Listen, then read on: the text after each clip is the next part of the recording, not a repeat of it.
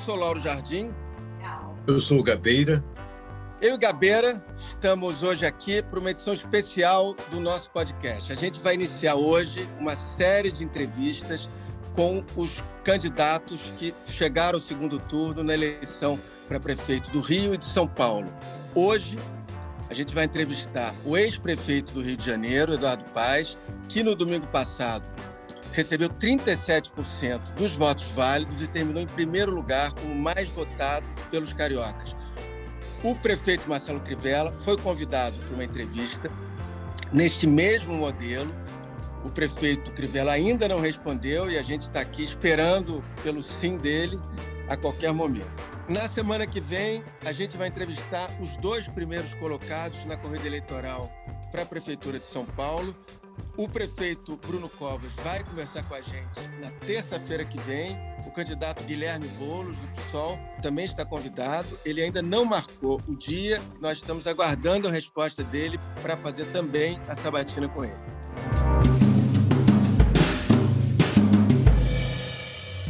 Bom, deixa eu fazer uma rápida apresentação do candidato Eduardo Paes, que é um político já que tem décadas de atuação, todo mundo já conhece, é carioca, tem 51 anos, completados, aliás, no sábado passado. Ele começou na política pelas mãos do César Maia em 1993, como subprefeito da Zona Oeste. Já foi prefeito 2 vezes da cidade do Rio de Janeiro, que ele quer administrar agora pela 3ª vez. Gabeira, começa você. Bem, bom dia inicialmente, Eduardo. Bom dia, Lauro. Bom dia a todos que nos ouvem. Eu não sei se o podcast vai alcançá-los durante um dia, mas vale também boa tarde, boa noite. A primeira pergunta que eu queria fazer é a seguinte. Nas suas falas, você sempre promete que vai fazer o Rio funcionar de novo e que o Rio voltará a ser o que era. Eu acho que essa proposta teve um nível de sedução, tanto que você chegou aos 37% no primeiro turno. Mas eu te pergunto, olhando para trás, não é? Voltar a ser o que era o Rio ainda é uma proposta modesta, porque não só surgiram novas possibilidades, como você também evoluiu daquele tempo. Eu te pergunto, o Rio voltará a funcionar, segundo você, mas qual é o aprendizado que você traz dos outros mandatos? O que é possível fazer de novo, na sua opinião? Bom, primeiro, bom dia, Lauro, bom dia, Gabeira. Prazer enorme estar aqui participando dessa conversa com vocês, dessa entrevista. Agradecer muito a oportunidade aí com o Jornal o Globo. Gabeira, assim, a expressão adequada, né? Essas coisas, você sabe que a comunicação da campanha define lá o nome, é voltar a dar certo, né? Eu acho que tem muito a ver, sim, com uma comparação entre 2 gestões, né? Que no final acabou virando o segundo turno, enfim, a comparação entre o atual prefeito e o ex-prefeito, no caso eu, né? Enfim, de uma cidade que... E a população, na minha opinião, percebe isso, é perceptível. Ela vê claramente que a prefeitura, nos últimos 4 anos, deixou de funcionar. Os serviços mais básicos de saúde, as clínicas da família, algumas conquistas como o BRT, simplesmente deixaram de funcionar. Óbvio que o não funcionar da prefeitura impacta muito mais na população mais pobre da cidade, mas também todo o ambiente que a gente vive no Rio de Janeiro faz com que as empresas, que o capital humano de muita qualidade da cidade esteja fugindo, principalmente para São Paulo, só para tentar explicar aí, interpretando um pouco a comunicação que a campanha busca fazer, que eu busco fazer nessa eleição. Não tem dúvida, como você disse, que tem aqui uma pessoa que é mais madura, né? Obviamente, os anos de vida ajudam nisso, os 8 anos de experiência como prefeito, o próprio processo político, eleitoral, uma derrota vivida em 2018. Eu acho que essa experiência a mais, essa maturidade a mais, ela tem alguns aspectos, né? Sob o ponto de vista político, eu acho que isso já foi um fenômeno que aconteceu comigo já a partir de 2013. Eu acho que é uma coisa de ouvir mais, né? Em 2013 eu percebi isso, eu tinha acabado de ser reeleito com 65% dos votos, e começaram aquelas manifestações. Ali eu já fiz um esforço de ouvir, de prestar mais atenção no diferente. Eu acho que é muito importante para quem está na posição de poder, hoje eu tenho muita convicção disso, ter muita atenção com as opiniões divergentes da nossa, né, para que a gente não cometa erros. Então, acho que, do ponto de vista político, tem isso. Do ponto de vista de gestão, Gabeira, eu acho que é um conjunto de coisas. Primeiro, mais controle das ações da prefeitura. Isso, óbvio, também significa, muitas vezes, ouvir a imprensa e não simplesmente reagir a eventuais temas que surjam, que a gente tem uma tendência no poder de dizer não, isso não é assim, né? Que dá mais atenção a isso. Obviamente, quando você olha determinadas ações do meu governo, não quero aqui, obviamente, ficar fazendo elencar todas aqui aquilo que eu acho que meus defeitos, os adversários já ajudam muito, mas, por exemplo, quando você toma a decisão de fazer muita habitação popular na zona oeste da cidade, é um equívoco, né? Se ampliou a área da ocupação urbana do Rio, não usou área infraestruturada, isso aumenta o custo da cidade, aumenta o custo da mobilidade, aumenta o custo da Conlurb, da iluminação pública, do asfalto, enfim, é tudo muito ruim. Então, tem uma série de medidas de gestão, mas eu acho que é isso, é principalmente uma pessoa mais aberta a ouvir, e, óbvio, mais experiência, mais preparado, enfim, entendendo melhor os desafios da cidade. Agora, como você disse, se me permite agregar, Lauro, como você disse... Eu só queria fazer uma... Não, só para concluir isso, essa coisa do olhar para frente, né, o que você disse, quer dizer, o meu governo, Gabeira, meus 2 mandatos, eu acho que eles encerraram um ciclo no Rio, né, um ciclo que se iniciou lá no meados da década de 90, no governo do César Maia, quando se desenvolve um planejamento estratégico para a cidade, que desenhava um papel para a cidade, foi coordenado pelo Carlos Lessa, que a cidade teria um papel de cidade global do Cone Sul. Aliás, a Olimpíada era uma espécie de busca, já a partir daquele momento. A Olimpíada não foi um sonho de uma noite de verão desse prefeito aqui, foi um processo. E acho que quando a gente chega ali, era o encerramento de um ciclo. Tanto que, em 2015, a gente faz um planejamento estratégico, claro, ainda pensando o Rio como uma cidade global, mas a partir da realidade daquele momento, né, dos últimos anos. Então, por exemplo, entrando num tema aqui que eu sei que é um tema que você se aprofunda, o Rio tem que ser, isso já é há muito tempo, mas cada vez mais, tem que ser uma capital da sustentabilidade, sob todos os aspectos, né? Os ambientais mais específicos, mas tem que ter na sua marca, nas suas ações. Isso traz um valor econômico enorme para a cidade, um desejo das empresas aqui estarem, né? Você tem uma coisa de utilização de tecnologia no limite, né? Nós fizemos algumas iniciativas no meu mandato como centro de operações, mas é óbvio que você pode governar usando mais tecnologia. A tecnologia está disponível para os diferentes temas, desde a saúde da família, né, a telemedicina, passando por temas de resiliência e olhando, por exemplo, por questões de diálogo com a população, né? Você pode usar... A internet não deixa de ser uma ágora moderna, né, em que algumas decisões podem se tomar de maneira mais ágil. Então, é óbvio, é um olhar também a partir desse novo ciclo. Agora, o grande azar que o Rio deu, e todos nós, como cariocas, sentimos, é que eu fui substituído por um prefeito incapaz de refletir sobre a cidade. O Crivella, ele não tem compreensão. Eu posso falar aqui, fazer 1000 críticas ao Crivella, essa é uma crítica que eu até não faço todo dia, no discurso do dia a dia, mas ele não compreende o Rio de Janeiro, ele não tem ideia da dimensão do Rio. Então, ele não foi capaz de fazer essa reflexão e de iniciar um novo ciclo. Ou seja, a minha ideia é que a gente possa iniciar um novo ciclo de reflexão, que a campanha ajuda, mas é óbvio que a juntar a cidade para refletir a partir de algumas premissas colocadas por mim aqui.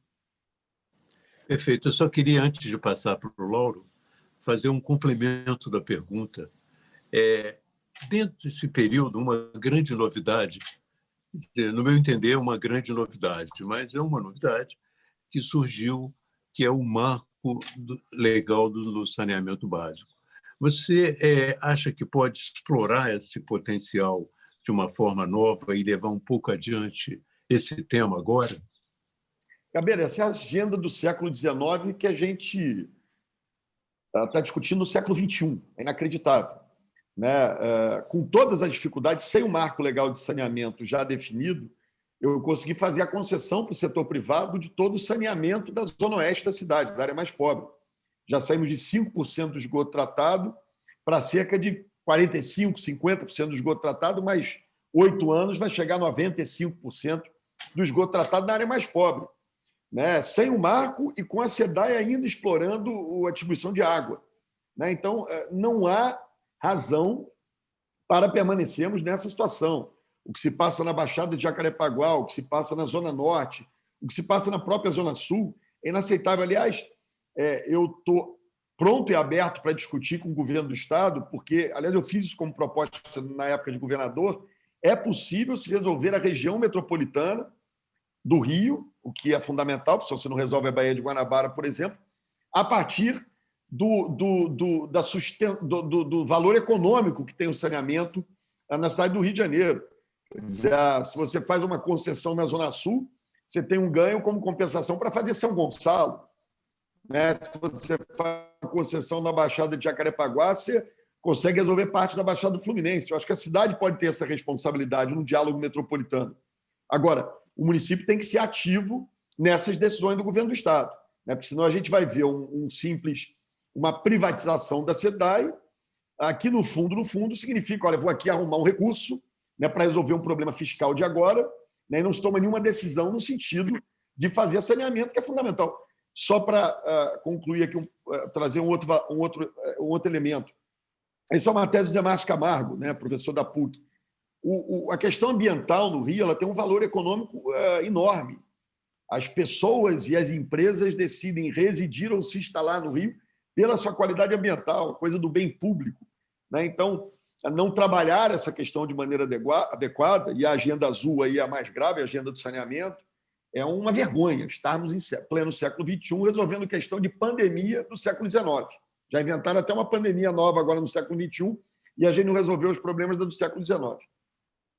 Prefeito, eu queria entrar agora num outro tema que é mais do que relevante para o Rio e é um tema que, estranhamente, ficou para trás na sua campanha. Eu, salvo engano, eu não vi uma declaração sua nesses meses de campanha sobre o problema mais do que grave das milícias no Rio de Janeiro.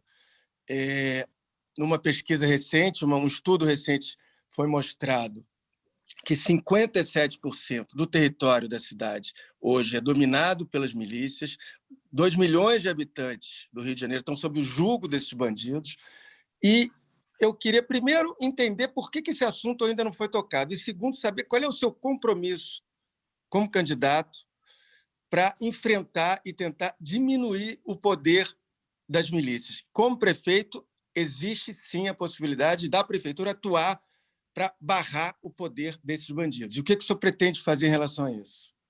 Vamos lá, em alguns momentos da campanha tratamos sim, né? Mas foi uma campanha que no primeiro turno nós não tivemos muito debate, enfim, essas coisas acabam ficando menos claras, mas em diversos momentos esse tema foi trazido. É óbvio que a prefeitura pode ajudar, né? É óbvio que a prefeitura tem um papel aí,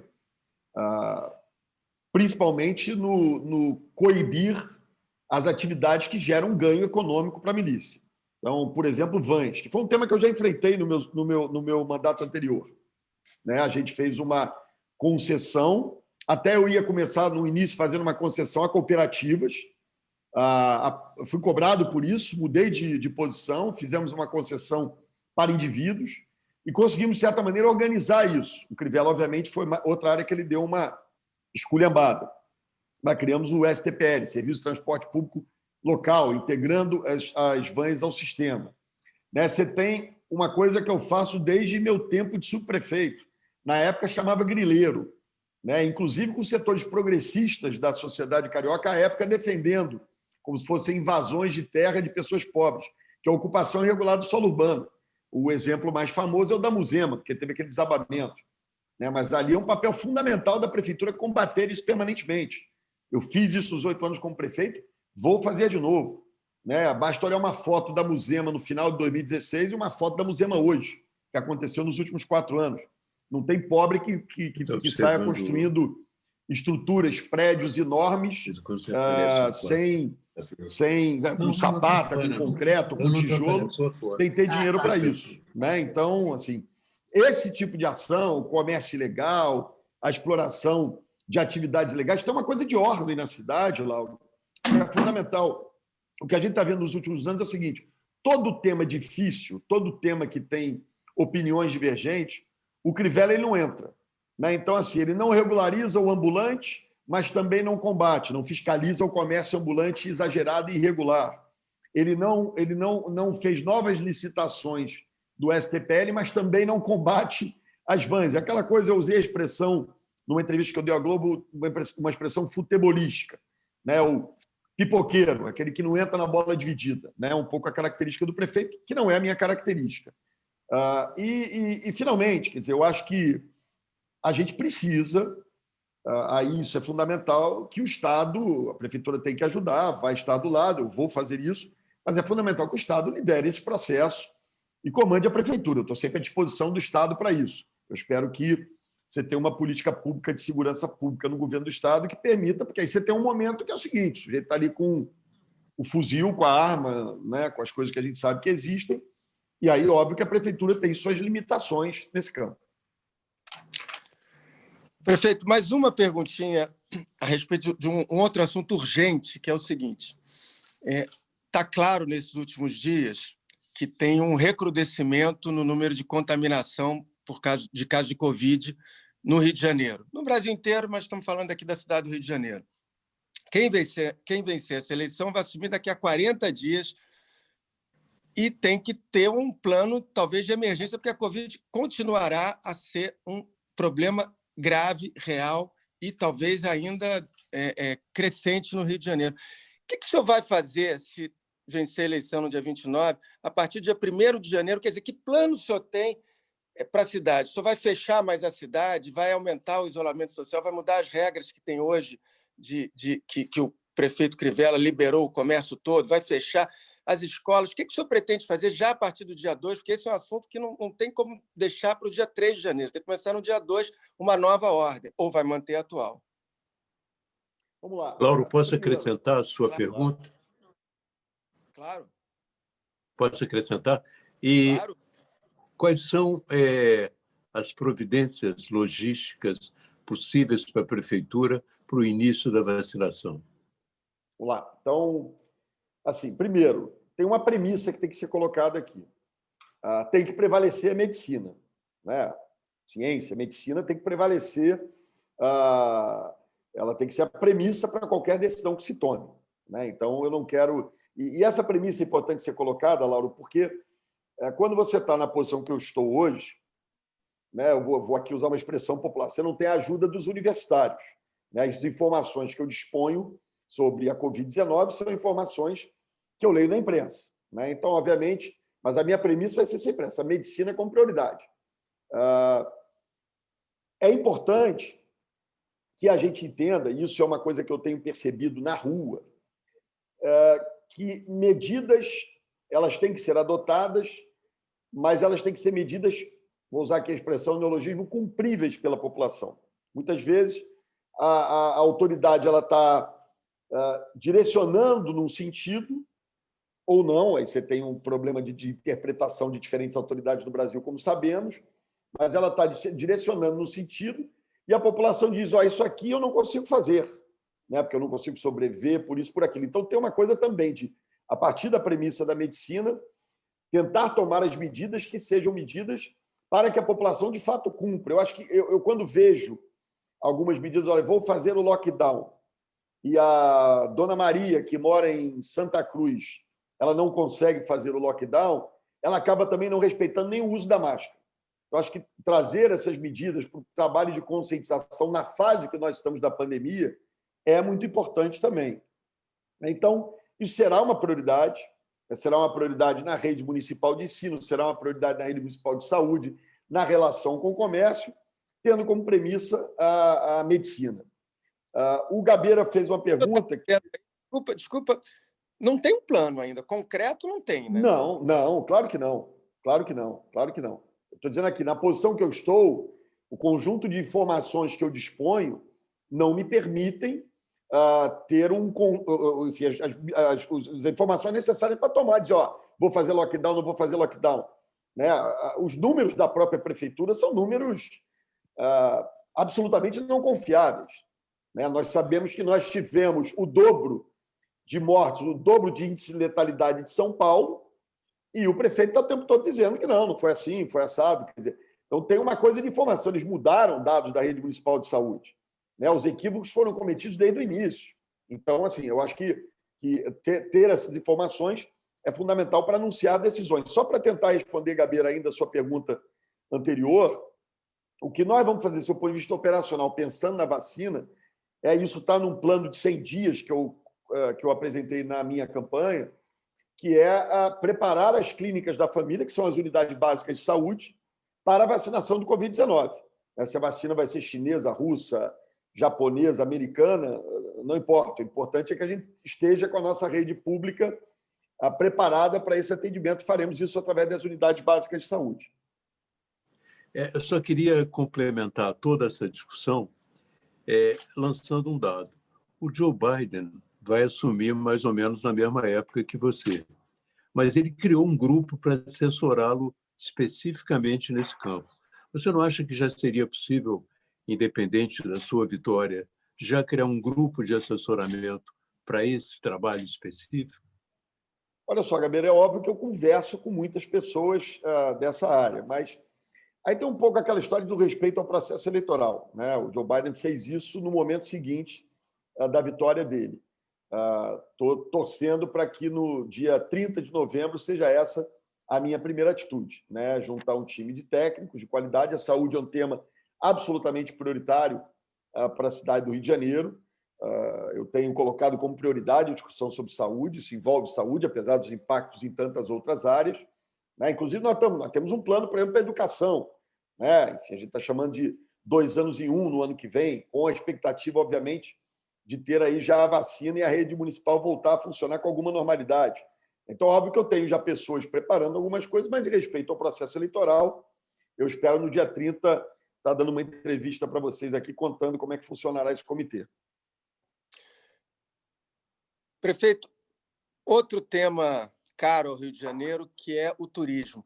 Quer dizer, o senhor tem algum plano concreto para a recuperação do turismo na cidade? Porque, por um lado, você tem ela é vista de fora pelo turista em potencial como uma cidade perigosa, violenta, o turista fica amedrontado. E ela é vista pelos empresários do setor de turismo como uma cidade desorganizada, sem calendário, com uma burocracia infernal para se montar eventos no Rio, para trazer atrações, etc. Tem alguma coisa para recuperar isso, o turismo de forma rápida?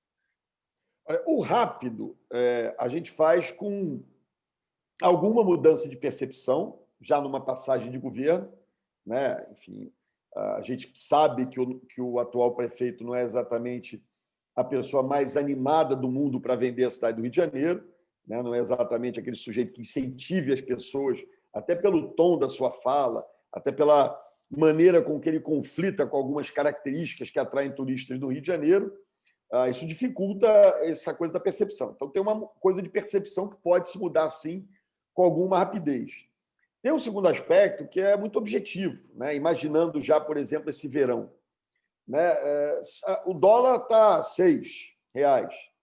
As pessoas não podem entrar nos Estados Unidos ou em outros países. Ninguém quer andar de avião com medo do coronavírus. Se eu fosse prefeito hoje, eu já estava fazendo uma campanha em São Paulo, né, chamando os paulistas para passarem o verão no Rio, vindo pela Dutra, né, e garantindo a eles morrem de medo sem saber nem onde fica, mas eles morrem de medo de uma tal de linha vermelha e de uma tal de linha amarela, dizendo que seriam as áreas mais protegidas para eles entrarem na cidade. Isso é uma coisa muito concreta que pode ser feita, né? Imagina a quantidade de dinheiro que não tem no turismo doméstico, especialmente em São Paulo, e que a gente não tem nenhuma ação de promoção. Então, são coisas muito imediatas. O Rio teve a sua infraestrutura turística muito melhorada em razão dos eventos que fizemos. Mobilidade, aeroporto, rede hoteleira, enfim, sinalização, tudo isso melhorou muito. Agora, é uma cidade, como você disse, que enfrenta uma enorme desordem e a gente vai... Aliás, essa desordem é desordem barra abandono, né? Enfim, uma coisa de zeladoria da cidade, que é uma coisa assustadora. Então, Essas são medidas também que a gente pode agir com muita rapidez. No campo da segurança pública, elas são impactadas por essa desordem. Agora, a percepção de segurança pública no Rio de Janeiro é um problema que a gente enfrenta, né? E que vai ainda tudo dando certo. Eu não posso aqui assumir esse compromisso de resolver o problema da segurança pública, mas tudo dando certo, as coisas caminhando, a percepção melhorando. Aí sim, no médio e longo prazo, você consegue mudar um pouco esse perfil do turismo. Agora, é tudo muito errado na comunicação. Você vê, você diz assim, não vai ter Réveillon no Rio. A comunicação era o seguinte, vai ter Réveillon no Rio, mas vai ser diferente. Não vai ter carnaval. Vai ter carnaval no Rio, mas vai ser diferente. Essa é a comunicação adequada. A cidade está aqui, a cidade está sendo utilizada. Até que haja uma decisão da medicina, lockdown, ninguém anda em lugar nenhum, né? A gente tem uma normalidade, uma certa normalidade na cidade. Então, é possível, sim, ter planejamento de curtíssimo prazo e de médio e longo prazo. Só para complementar, então, essa pergunta, os empresários estão dispostos a oferecer um calendário. Eu acho que essa ligação com os empresários poderia ser produtiva, não só na aceitação de um calendário, como também na adoção de algumas medidas. Por exemplo, você mencionou a sinalização, melhorou, mas ainda é considerada pelos turistas ainda não completa. Eles poderiam participar também da sinalização, por exemplo, um sistema de sinalização que contasse com uma pequena propaganda do empresário que financia, não atrapalhava em nada, quer dizer, seria autofinanciável e podia transformar o Rio. Quer dizer, essa associação com os empresários que estão muito desejosos disso, a julgar pela entrevista que eu fiz com o Roberto Medina, você estaria aberto para ela? Totalmente. Gabriela, eu acho que tem uma coisa, eu já fiz isso muito nos meus 2 mandatos, mas a pessoa que substituiu o Crivella, enfim, espero que... Quer dizer, agora só tem alternativa, só tem eu, nessa altura do campeonato. Né? Se Deus quiser, substituindo o Crivella, nós temos um personagem na prefeitura que não dialoga com a cidade, com ninguém, com qualquer coisa que seja minimamente diferente daquilo que ele representa, né? Para o grupo religioso dele, sendo muito objetivo. Né? É uma ausência completa de diálogo. É uma ausência de diálogo com a cultura, é uma ausência de diálogo com associações de moradores, é uma ausência de diálogo com o setor privado. E para recuperar o Rio, ou nós vamos unir, dar as mãos, né? Não será tarefa de um prefeito resolver o problema dessa cidade. Talvez tenha faltado isso da minha primeira resposta. Eu acho que um pouco de um ativo que eu trago comigo pela experiência acumulada, enfim, pelos anos de vida pública, é o seguinte, eu tenho absoluta convicção que eu não faço sozinho. Né? Ou eu vou conseguir unir as forças diferentes da cidade do Rio de Janeiro, privadas, públicas, de esquerda, de direita, de centro, de meio, de baixo, enfim, em torno de um projeto de recuperação para o Rio, ou será muito difícil. Né? Então, eu acho que aqui tem experiência para isso, capacidade para isso, reconhecimento para isso, e, do outro lado, com certeza não vai acontecer, né? Porque o Crivella se limita a dialogar com o público dele, com aquilo que ele representa. Eu acho que o grande talento de um político é conseguir sair da sua caixinha, do seu nicho. Todos nós representamos alguma coisa, temos a nossa realidade, somos frutos de algum meio. Mas o importante é que você consiga dialogar com outros setores. Então, isso vale para o setor privado, no caso do turismo, como vale para muitas outras coisas. Nós não conseguimos. A tragédia da cidade é gravíssima. Eu faço política, o Lauro exagerou de décadas aí no início da minha apresentação, mas são quase 3 décadas já. Né? Eu nunca vi, Gabeira, nunca, e eu não estou aqui exagerando, não, nunca vi o que eu estou vendo agora. O abandono, o sofrimento das pessoas, o desânimo, a descrença. Esse sujeito é curioso, porque veio um pastor para roubar a nossa fé no futuro, a nossa esperança de futuro. É algo inacreditável. Né? Então, assim, aliás, o Crivella é tão ruim que até a página fora Eduardo Paes já está me apoiando. Né? Enfim, a gente precisa resgatar essa crença na cidade. Eu nunca vi nada parecido com o que a gente está vendo aí. Prefeito, então, agora é minha pergunta. Posso fazer ou você faz a próxima? Claro. Eu tinha complementado a tua, eu vou fazer a minha. Rapidamente também, embora o tema seja amplo. 1 entre 4 pessoas no Rio mora em morro, ou nas comunidades, as favelas. E essas pessoas querem endereço, querem propriedade, querem serviços, querem saneamento. Qual é a sua visão de como tratar os morros do Rio? Olha só, primeiro, né, as favelas são uma realidade do Rio. Né? Volta e meia a gente ainda ouve pessoas dizendo porque não pode. Pelo amor de Deus, as favelas são uma realidade da cidade. É importante se conter a expansão ou o crescimento irregular delas, como se deve conter a expansão e o crescimento irregular de qualquer coisa na cidade. Isso é fundamental, e nós conseguimos isso durante 8 anos. Nós reduzimos, inclusive, porque você tem áreas de risco que não há solução geotécnica. Quando não há solução geotécnica, a autoridade constata isso e se omite. Né? Eu tive setores progressistas da cidade do Rio de Janeiro, ditos progressistas, dizendo que eu estava tirando as pessoas das áreas mais pobres, uma besteira. Né? Nós estamos tirando pessoas de área de muito risco. Então, esse é o primeiro aspecto. Ela é uma realidade que tem que conter expansão. Segundo aspecto, as regras que valem para o asfalto, né? Hoje não vale nem a regra nem para o asfalto, mas as regras que valem para o asfalto têm que valer para a favela também. Né? Não dá para ser uma coisa diferente. Terceiro, políticas públicas em escala. Né? Isso eu falo, Gabeira, com muito orgulho. Né? Se tem um programa que a gente fez na área de saúde, que nós fizemos em escala, chegando a 4,5 milhões de cariocas, são as clínicas da família. Né? Porque política pública numa cidade como o Rio de Janeiro, eu vejo muitas vezes aquela coisa, o cara fez um negócio numa área mais nobre da cidade, a imprensa cobre muito, e aquilo não é uma política pública em escala.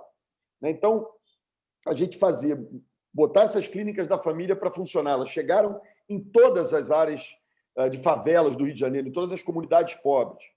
Né? Outra política pública importante em escala, que são as escolas que a gente chama de escolas do amanhã.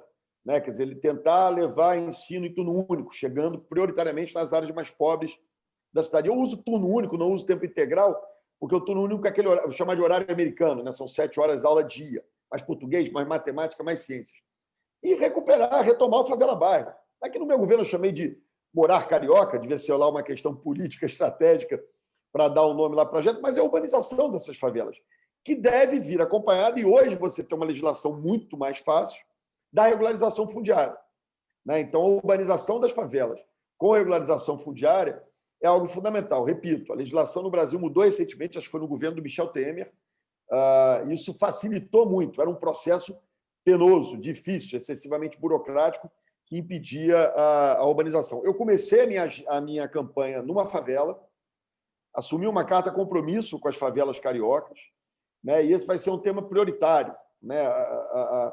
Se a gente sempre teve essa desigualdade social, o esgarçamento dessa divisão da cidade, se deu muito mais agora nesse período de pandemia, barra crivela. Eu uso uma expressão que pode parecer irônica e jocosa aqui, mas eu não consigo resistir, que nós vivemos 2 pandemias, o Covid-19 e o Crivella 16. Essas 2 pandemias juntas, né, elas esgarçaram essas desigualdades sociais, então será uma absoluta prioridade, tanto que comecei a minha campanha nessa carta compromisso com as favelas cariocas. Prefeito, tem uma outra região do Rio, que é a zona da Leopoldina, que no passado foi região industrial, também enfim, região residencial, e que foi degradando, as indústrias foram embora já há algumas décadas, não resta hoje quase mais nenhuma ali, e a região se favelizou, e me parece que há muito tempo nenhum prefeito da cidade consegue encontrar uma nova vocação para a região ali, e a consequência é que tem cada vez mais degradação, enfim, Ramos, Cordovil, Penha, Bom Sucesso, aquela área toda. O senhor tem algum plano objetivo para a recuperação dessa área da cidade? A partir da restauração da Avenida Brasil. Né? Você tem assim, essa coisa da Avenida Brasil, quando a gente começou a Trem Brasil, eu trabalhei muito para conseguir os recursos para a Trem Brasil. Aliás, quero deixar claro aqui que a Trem Brasil começou no início de 2015, com 3 anos de obra para fazer. Então, nunca foi prevista para a Olimpíada, nem para terminar no meu mandato. Mas a Trem Brasil na verdade, mais do que um BRT, é uma recuperação da infraestrutura da Avenida Brasil. Né? Ou seja, era a parte física desse desafio de recuperar todo o corredor da Avenida Brasil, mas impactando principalmente na região da Leopoldina. Então, isso é fundamental concluir. E aí a gente precisa entrar com políticas muito ativas a partir de 2 hubs que existem na Avenida Brasil, que é o Mercado São Sebastião e o Ceasa, que sobreviveram. O mercado de São Sebastião é um milagre da natureza, da vida, da humanidade, da luta de resistência do setor privado, né? Porque o entorno todo degradado, um abandono completo, e você tem ali ainda uma vitalidade. Então, é possível, ali, para mim, na minha opinião, é a demonstração, né? Vou destacar aqui o mercado de São Sebastião, porque ele está exatamente nessa região, né? Ali, Penha, enfim, é uma demonstração de que é possível se criar esses hubs pela Avenida Brasil. Quando você olha, como você disse, quando você olha para Olaria, para Ramos, para Bom Sucesso, aí o nível de degradação é total e absoluto. Então, é uma mistura de ação com segurança pública, obviamente, mas com melhoria de infraestrutura e com políticas de atração de empresas. Não tem jeito. Mas você acha que ainda dá para colocar indústrias ali? É isso? Dá. Algum tipo de indústria, sim, né? Não é uma zona industrial tradicional, né? A cidade tem na sua região oeste, na margem da Avenida Brasil, e continuamos na Avenida Brasil, é menos Leopoldina. Você tem distritos industriais, você tem possibilidade, tem grandes áreas ali que podem ser ocupadas por indústrias mais tradicionais, mas algum tipo de indústrias e de atividades econômicas, assim, agora é óbvio que você tem ali, por exemplo, quando eu disse aqui para o Gabeira assumir aqui o erro de ter feito muito moradia na Zona Oeste, são áreas que, tipicamente, você deve trazer o programa Minha Casa Minha Vida, né? Porque tem infraestrutura, tem unidades públicas de ensino, unidades públicas de saúde, né? A mobilidade já está implantada, ou seja, você tem caminhos aí para resolver, mas tem sim algum tipo de indústria, de atividade econômica, claro que pode. Passo eu agora? Isso. Tá, perfeito. Olha, no passado, o Rio de Janeiro tinha na cultura um grande apoio. A cultura era uma atividade importante e nós tivemos secretários de cultura, não vou mencionar todos, mas que, como a Helena Severo, que eram conhecedores do tema e tinham um trânsito muito grande entre os intelectuais e tudo mais. A cultura ficou e é cada vez mais um elemento essencial na economia. Quer dizer, eu te pergunto, qual o tratamento que se pretende dar à cultura? Porque, ultimamente, a cultura é dada a um apoiador político, sem nenhum contato específico com o tema, e como se fosse apenas mais um tema ali, né? Quando, na verdade, é um elemento de soerguimento da cidade. Então, eu te pergunto se há planos, se há ambição de levar a cultura um estatuto especial, não é? É um ponto. Claro, só vou complementar para você. Outro aspecto que eu acho importante, que eu tenho visto e convivido, né, é a questão do Rio como espaço de esporte aquático. O Rio, a gente vê no Flamengo, quando se abre um curso de waterpolo, aparece gente de comunidade. Quando se abre um curso de natação sincronizada, aparece. Quando se abre escolinha de surf, vem gente de todo lado. Quer dizer, não seria também, no campo do esporte, o esporte também um elemento essencial de inclusão no Rio de Janeiro, que podia ser usado de uma forma muito mais ampla do que agora? Vamos lá. Primeiro, eu diria o seguinte: o que faz são dois elementos que fazem do Rio o Rio. A nossa natureza, as nossas belezas naturais, incontestáveis, por mais que se esforcem, a gente não consegue destruir, né? E a nossa identidade cultural. Né? O brand Rio de Janeiro, a marca Rio de Janeiro, ela é construída a partir desses dois elementos. A vista deslumbrante da cidade, né, somada enfim, a essas manifestações culturais, com destaque para o samba, talvez, mas bossa nova, samba, enfim, que aí foi se criando uma identidade do Rio de Janeiro, nacional e internacional. É óbvio que, a partir disso, Gabeira, você tem... A cultura sempre divide em três elementos. Você tem o mais lúdico, a cultura como elemento de reflexão, enfim, de discussão sobre os temas da sociedade, a cultura como elemento de integração social, assim como o esporte, e a cultura como fator econômico. Cada vez mais, quando eu digo aqui, disse no início, que o conceito de cidade global ainda está de pé, é porque nós precisamos ser capital da cultura da América do Sul. E dá para o Rio estar ali num segundo time mundial, né? Senão no segundo time não dá para disputar com Nova York, Londres, e sei lá, e Tóquio, mas dá para estar num segundo time mundial. O Rio pode cumprir com esse papel e, de certa maneira, sempre cumpriu. Mais uma vez, nós vimos um deserto de ideias. Eu tive bons secretários, o Sérgio Saleitão, o Marcelo Calero, enfim, que eram pessoas que acabaram até virando ministros da Cultura depois e que fizeram um bom trabalho nesse sentido. Eu não tenho dúvida que para essa recuperação econômica da cidade é fundamental recuperar a Rio Filme, né, para que você traga o audiovisual. A gente está perdendo o audiovisual para São Paulo, isso nunca aconteceu.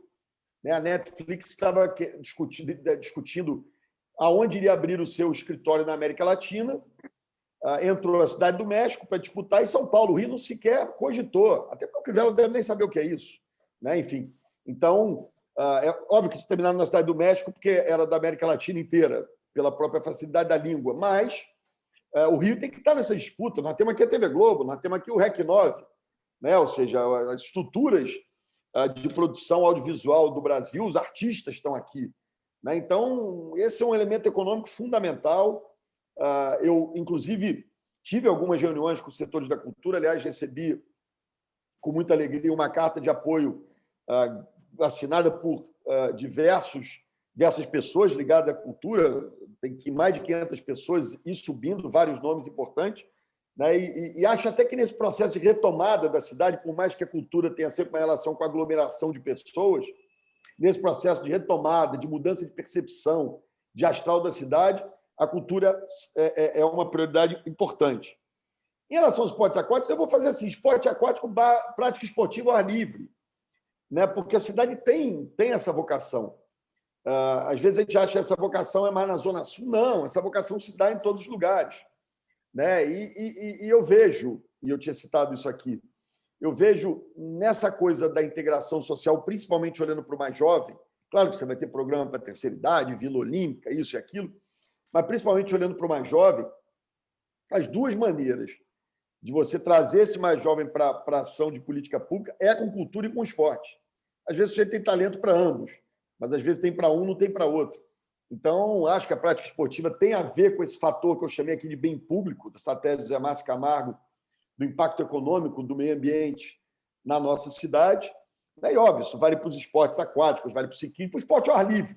Eu acho que tem muito a ver com isso. Claro que a prefeitura tem equipamentos, tem que voltar a funcionar. Gabeira, todas as vilas olímpicas estão destruídas. É assustador. É um negócio que eu nunca vi na vida.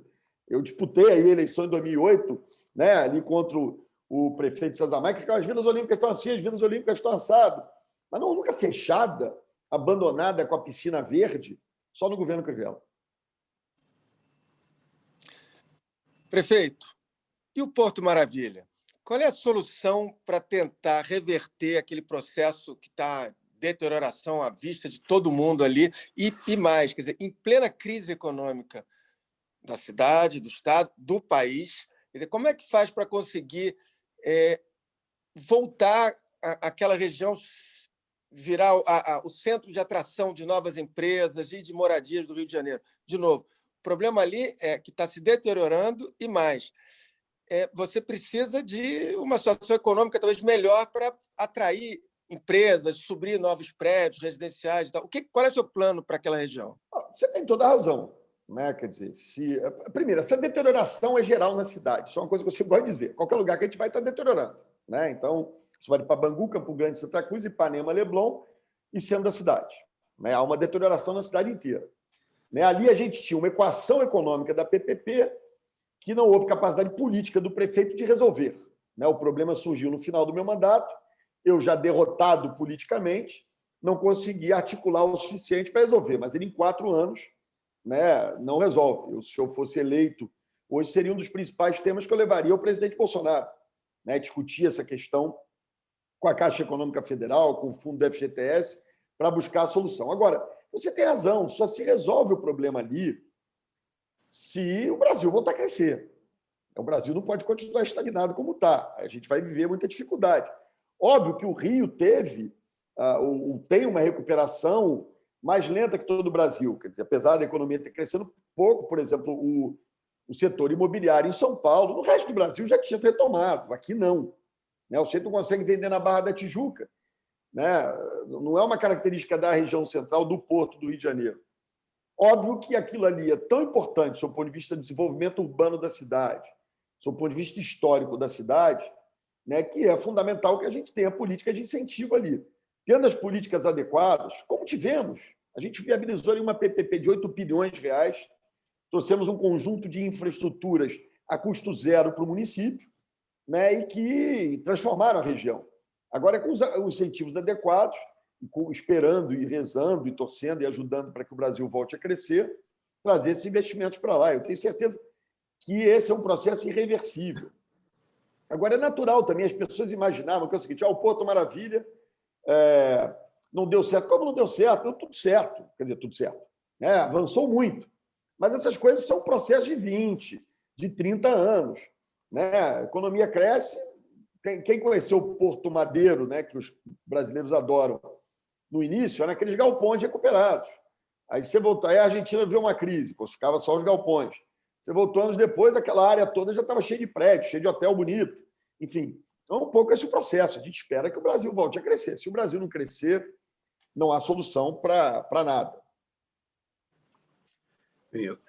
Agora é a minha.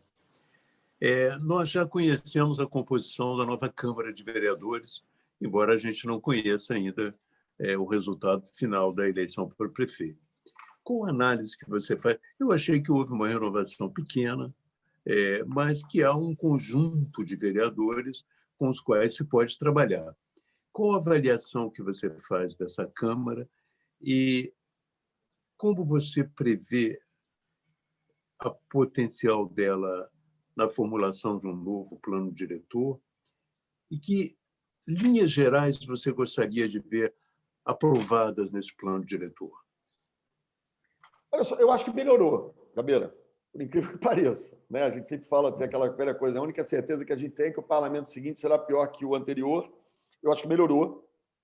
Tem alguns grandes nomes ali, Chico Alencar, César Maia, quer dizer, tem algumas pessoas muito interessantes, que sempre servem como guias nessas horas, né? Orientadores, enfim, faróis, bases de reflexão, né? Pessoas com experiência, com história. Falei aqui um que, no eventual governo meu, seria da minha base, outro que certamente será oposição, mas pessoas com as quais você pode dialogar. Né? Então, eu acho que melhorou a Câmara. É importante que tenhamos essa leitura que eu te disse aqui, de entendimento de que algumas questões têm que ser encaminhadas na Câmara a partir de consensos, que não signifiquem apoio ao meu governo, se caso eu seja eleito, mas que possam agregar para a cidade. E eu acho que aí você tendo uma Câmara melhor, com alguns grandes nomes, você consegue, enfim, incutir essa consciência nos vereadores. Eu consegui trabalhar, nos meus 8 anos de mandato, a Câmara de Vereadores muito bem, sem ter que entregar ao governo. Não tinha um secretário nomeado por vereador no meu governo. O Crivella entregou o governo inteiro para a Câmara de Vereadores e não conseguiu governar. Né? Porque eu fui parlamentar, quer dizer, a maioria absoluta desses vereadores precisam de serviços sendo prestados, precisam de atenção do prefeito. Quer dizer, tem uma coisa da minha própria característica de lidar muito diretamente. Enfim, então, isso eu não vejo grande dificuldade. Eu acho que o norte do plano diretor, Gabeira, tem muito parecido, do ponto de vista do desenvolvimento urbano, com o plano diretor que a gente fez no meu mandato, ali em 2010, 2011, acabou sendo atrasado. Né? Na verdade, nós estávamos sem plano diretor há 20 anos.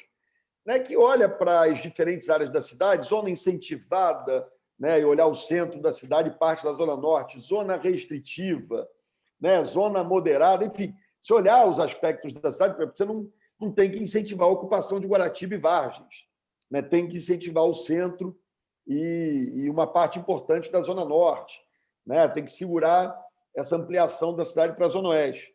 E, claro, né? Ali o plano diretor é uma espécie de constituição do desenvolvimento urbano.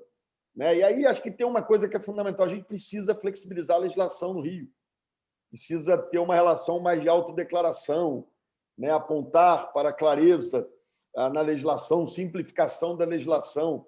Você discute temas edilícios no Rio, é impossível você entender aqueles projetos de lei, IAT, ATI, e no mundo que se desenham as coisas. Né?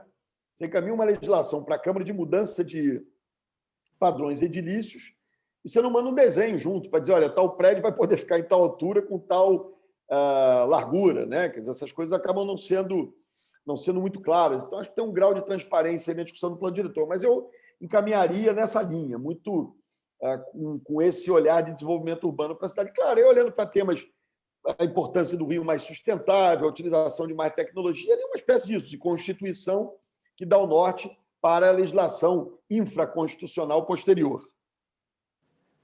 Eduardo, estamos terminando daqui a pouco o nosso tempinho. Eu vou fazer duas perguntinhas, uma com uma resposta muito rápida, que são minhas últimas perguntas. A primeira é a seguinte: o que não falta nessa cidade que tem esse grau de deterioração, de decadência, é coisa para fazer, como você mesmo disse aí, nesses quase 50 minutos que a gente está conversando. Então, minha primeira pergunta, que no fundo é uma resposta muito rápida, é: você está se candidatando, hoje é o favorito para esse teu terceiro mandato. Isso, você pretende ficar 2 anos e sair para disputar o governo do Estado, ou você vai cumprir 4 anos? Isso é uma resposta rápida. A segunda é: qual é a sua opinião sobre o governo Bolsonaro até aqui? Bom, a primeira resposta é: não há hipótese. Né? Não há hipótese. Eu tentei o governo do Estado em 2018, não consegui. Enfim, estou disputando a prefeitura, ficarei na prefeitura. Né? Então, essa hipótese não existe. 4 anos da prefeitura? 4 anos da prefeitura. 4 anos da prefeitura. Não tenho a menor dúvida disso. Laura, eu nunca escondi de ninguém a minha paixão em ser prefeito do Rio. Né? Eu, enfim, respeito as regras democráticas, mas se não tivesse limite de reeleição, era capaz de eu tentar a reeleição por resto da vida. Né? Eu fui prefeito 8 anos com muita alegria, com muito prazer. Né? Quando você fala assim, tem muita coisa, eu não desanimo, eu me animo com isso. Né? Quando você olha assim, vou acordar mais cedo, dormir mais tarde. Né? Eu acho que eu tenho autoridade para dizer isso, porque eu fiz durante 8 anos isso. Então, serei com muito prazer 8 anos prefeito. Em relação ao governo Bolsonaro, eu deixo para os analistas políticos comentarem, porque eu sou candidato, eu quero ser candidato de todos os cariocas, de todos os eleitores, do Bolsonaro, do Lula, do Ciro Gomes, da Marina, de todo mundo. Então, eu não sou analista político, eu sou candidato a prefeito, vou me relacionar muito bem, institucionalmente, com o presidente Bolsonaro, com o governador Cláudio Castro. Esse é o meu papel, assim fiz com Lula, com Dilma, com Michel Temer, esse é o meu papel. Não vou ficar fazendo análise de nada, isso eu deixo para você e o Gabeira fazerem análise. Quer dizer que, para falar de Bolsonaro nesse momento, é mais tóxico do que lá atrás foi falar de Maricá? Não acho nada disso, não. Não tem nada a ver com tóxico, mas não é papel do ator político. Eu pretendo ser prefeito do Rio. O Bolsonaro é presidente do Brasil, o Cláudio Castro é governador do Estado.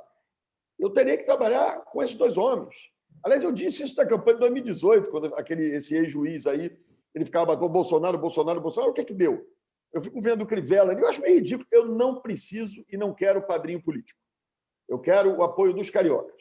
Né? Então, assim, aceito o apoio de todos.